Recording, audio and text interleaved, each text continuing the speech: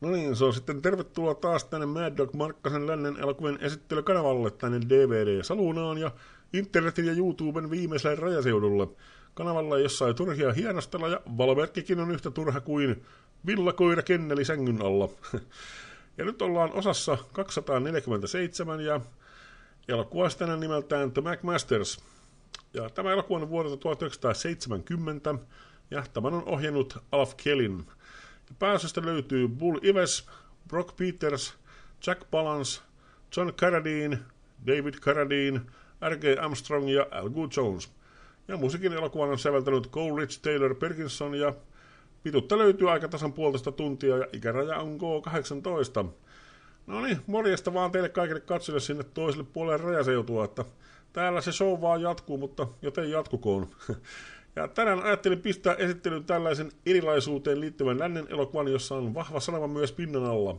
Eli perinteistä paukuttelua löytyy myös, ja koko setti tietenkin, mutta myös sellaista syvällisempääkin tutkiskelua ihmisistä löytyy tästä leffasta. Ja eikä sekään tietenkään haittaa, että tässä on myös iso läjä toinen toistaan legendaarisempia näyttelijöitä mukana. Että sellaista on siis luvassa tämänkertaisessa esittelyssä, joten aloitetaan hommat taas. Ja Huttunenkin näyttää tuolta takaa vihreää valoa, joten homma on nyt siinä niin ihan virallista. Joo, kiitos vaan. Alright, eli elokuvan ohjasi herra Alf Kjellin, ruotsalainen elokuvien sekä TV-sarjojen ohjaaja, ja hän myös näytteli useissa elokuvissa. Hänet voi esimerkiksi bongata näyttelijänä vuoden 1968 elokuvasta I Station Zebra.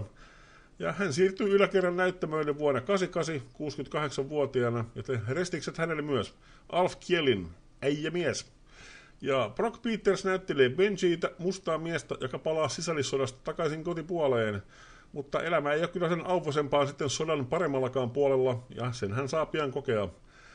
Brock Peters, syntynyt nimeltään muuten George Fisher, oli amerikkalainen näyttelijä ja laulaja Harlemista, New Yorkista, ja hän teki pitkän uran aina vuodesta 1949 aina vuoteen 2005 asti. Hänet voi bongata parista Star Trek-leffasta myös, esim. Star Trek 4 Voyage Homeista ja Star Trek 6 The Undiscovered Countrysta, jossa hän näytteli samaa roolia eli amiraali Cartwrightia. Hieno näyttelijä ja restikset hänelle myös, Brock Peters. Ja Jack Palance näyttelee Colbya, vittumaista yksikätistä sotaveteraania ja melkoista rasistia. Ja Bull Ives näyttelee herra Neil McMastersia, ranchin omistajaa sekä Benjin kasvatti isää. Hän on harvoja Benjin ystäviä koko kylässä, mutta eihän sitä montaa kunnon ystävää elämässä tarviikaan. Yksi on parempi kuin pussillinen huonoja. Ja David Carradine näyttelee intiaani Whitefeatheria, ja meikkaus on enemmän ja vähemmän onnistunutta, mutta näyttely on taas hyvää keskitasoa. Ja David Carradinen isä, tietenkin John Carradine, näyttelee tietenkin pappismiestä, joka on tietenkin hänelle se perusklassikko-rooli. Saarnamies, pappismies. Kyllähän te Carradinen isukin tiedätte, ja hänen klassiset roolinsa. Hieno näyttelijä ja poika myös. Ja R.G. Armstrong näyttelee Watsonia, paikallista sekatavarakaupan omistajaa, joka kyllä erottaa oikean väärästä, mutta ei aina uskalla sitä näyttää. Yksinkertaista herra Watson. Ja Al Jones on tässä leffassa oikeassa roolissaan, eli vittumaisena runkkarina nimeltään Russell. Ja näitä tämmöisiä rooleja tyyppejä hän tietenkin löytyy aina joka kylästä ja kapakasta. Ja Al Jones, legendaarinen mahtava näyttelijä tuolta Texasin maasta. Ja musiikkipuolen leffaan on säveltänyt herra Coleridge Taylor Perkinson, ja homma toimii kuten sen odottaakin toimia, ei siitä enempää. Korvat kiittää ja niin edespäin. Ja bonuksia ei löydy tältä DVDltä, joten sitten seuraavaksi perinteinen esittelykuvaus. Ja seuraavaksi esittelykuvaus. Ja spoilereita on nyt mahdollisesti tulossa, joten teitä on nyt sitten niin kuin virallisesti varoitettu. Eli tämä tummasävyinen lännen elokuva kertoo tarinan mustasta miehestä ja entisestä orjasta nimeltään Benji, jota näyttelee Brock Peters. Ja hän palaa kotikyläänsä syvään etelään taisteltuaan Amerikan sisällissodassa ja tietenkin vielä pohjoisten puolella. Oho. Ja se ja hänen tumma ihonvärinsä ei kyllä aiheuta hurraa-huutoja paikallisten keskuudessa kotipuolessa, ei tasan varmasti. Ja hän joutuu tietenkin paikallisen pahisjengin johtajan Colbyn, jota näyttelee Jack Palancen silmätikuksi. Colby menetti toisen kätensä ja ehkä vielä pallinsakin taisteltua etelän puolella, ja hän on katkeroitunut ja vihainen mies. Ja joku saa kyllä maksaa siitä, ja kukahan se mahtaa olla, se maksaja. Benji saa vielä osaomistuksen kasvatti-isäntä McMastersin karjatilasta, ja seköskorpia kyrsii vielä enemmän. Ja jostain se perkele saa vielä hyvännäköisen intiaanin vaimokin itselleen, mokomakin retale. Eli on aika tasata tilit, tai jotain. Näin on, tämmöstä, mutta mennään seuraavaksi tuonne trivia-osuuteen.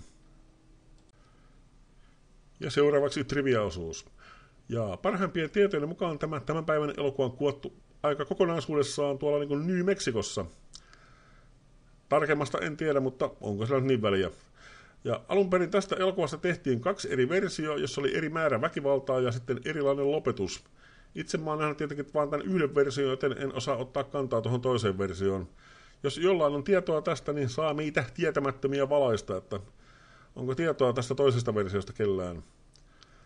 Näin, ja tämän elokuvan toinen tuottaja Monroe Sachan teki elokuvan nimeltään The Incident yhdessä Brock Petersin kanssa, ja sitten he etsivät yhdessä toista leffaa, jossa työskennellä yhdessä, ja se leffahan on tietenkin tämä. Ja tämän leffan budjetti oli kaiken kaikkiaan about $2 miljoonaa, ja käsikirjoituksen tähän kirjoitti herra Harold Jacob Smith. Ja New Yorkin ensi-illassa tämä leffa nähtiin 2 eri elokuvateatterissa, toisella leikattu versio ja toisessa ohjaajaversio. Tämä tapahtui siis 7.8. vuonna 1970. Näin, mutta hei, käydään katsoa tämän leffan Rider, näette mikä on meininki tässä ja tullaan tänne piipahtamaan takahuoneessa taas niin kuin tapana on ja jatketaan siellä juttuja lisää, mutta käydään katsoa tämän leffan Rider, näette mikä on meininki tässä ja niin edespäin. Ja jatketaan kohta sitten. No niin, morjens.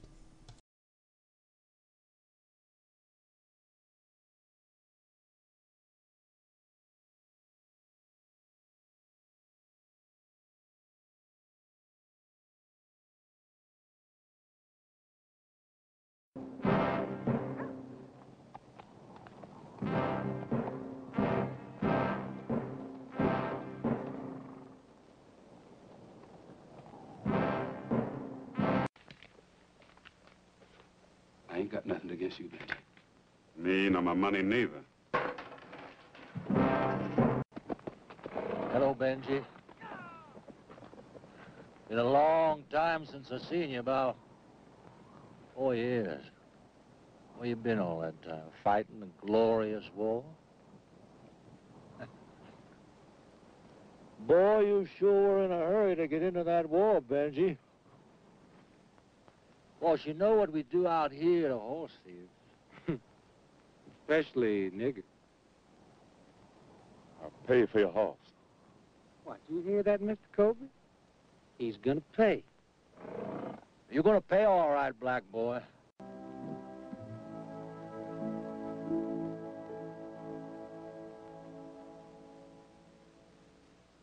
Benji? What do you mean I can't? It's already done. Tomorrow we record it in town and you're half owner of the M Bar. Benji here, Benjamin McMasters and me are 50-50 partners in the M Bar as of this morning. And so I propose a toast to the prosperity of this venture. The drinks are on me. I'll drink to that. Get off our land.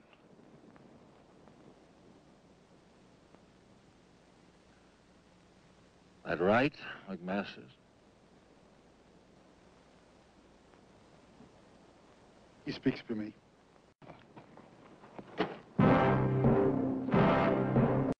My people give it to you. Well, how do you know she liked me? I ain't got nothing to do with it.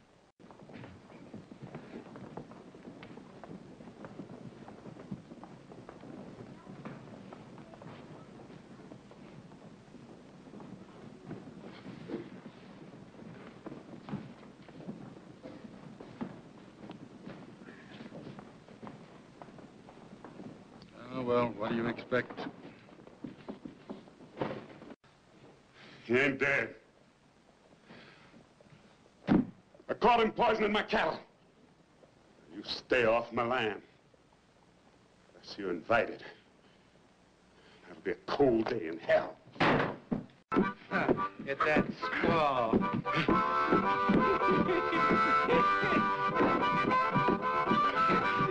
You dance real good, man. Get out of my way.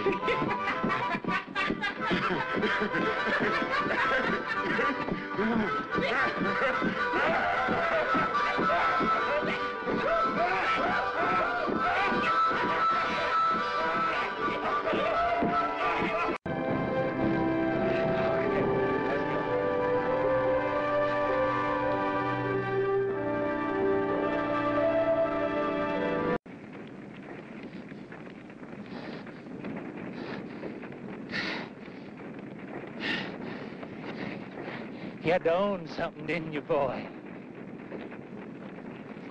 No, you can't! You can't!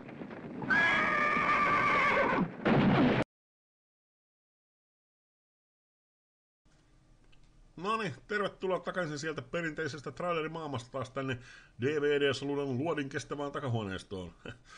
Mutta sellaista meillä on siis tässä elokuvassa, että ehkä tästä sai vähän käsitystä tämänkin leffan tarinasta ja niin edespäin.